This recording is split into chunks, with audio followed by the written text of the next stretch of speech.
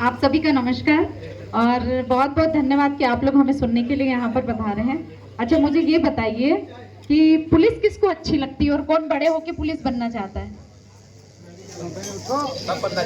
अच्छा, सभी पुलिस बनना चाहते हैं। अगर यहाँ डॉक्टर साहब आते हैं किसी बात को बोलने के लिए तो सब डॉक्टर बनना चाहते हैं? चलिए, अच्छा है, आप पुलिस बने, मेरी शुभकामनाएं हैं। हम यहाँ पर आए हैं महिला अपराध या फिर अपराधों से जागरूकता के लिए आपके पास आपसे बातचीत करने के लिए। जनरली ये होता है कि हमारे गांव में रिवाज है कि बच्चियां या बच्चे जब 16-17 साल के होते हैं, जो हमारी उम्र नहीं होती है शादी करने की, सरकार ने आपको जो शादी की उम्र निर्धारित करी है वो 18 वर्ष करी है।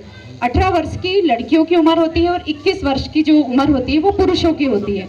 18 वर्ष की उम्र इसलिए निर्धारित करी है क्योंकि 18 वर्ष में जो बच्चियां रहती है वो मानसिक रूप से और शारीरिक रूप से पूर्णतः स्वस्थ होती है। और स्वस्थ होने की जरूरत क्यों है? क्योंकि ससुराल जाकर क्या करना पड़ता है? काम करना पड़ता है ना। अगर हम शारीरिक रूप से स्वस्थ नहीं रहेंगे तो हम कैसे एक परिवार को चला पाएंगे? इसलिए 18 वर्ष की उम्र बालिकाओं के लिए निर्धारित की गई है।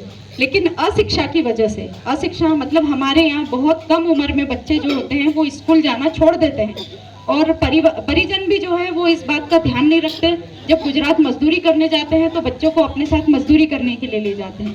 इसके कारण जब शिक्षा नहीं मिलती तो हमें ये ज्ञान नहीं आता कि हमें कब अपने जीवन के लिए क्या निर्णय लेना है। ऐसे में बालिकाएं और बच्चे, लड़के जो होते हैं वो कम उम्र में ही अपने परिजनों को बिना बताए और किसी के भी नॉलेज में लाए बगैर जो है वो कहीं चले जाते हैं, जिसकी फिर हमारे थाने पर रिपोर्ट होती है।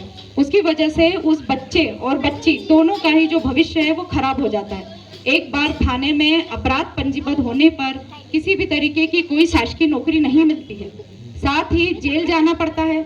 और जैसा हमारे आदिवासी समाज में रिवाज है कि झगड़े का पैसा देना पड़ता है। परिजन इतने गरीब होते हैं कि झगड़े के पैसे देने के कारण वो गरीबी के गड्ढे में और ज्यादा धंस जाते हैं, क्योंकि पैसा कहाँ से लाते हैं? कहीं से मांग कर लाते हैं, उधार लेकर आते हैं और फिर उसका ब्याज चुकाते हैं, जिससे पूरे परिवार पर जो है इस झगड़े के पैसे देने का बहुत बोझ पड़ता है। होता है ना ऐसा, ये आम बात है।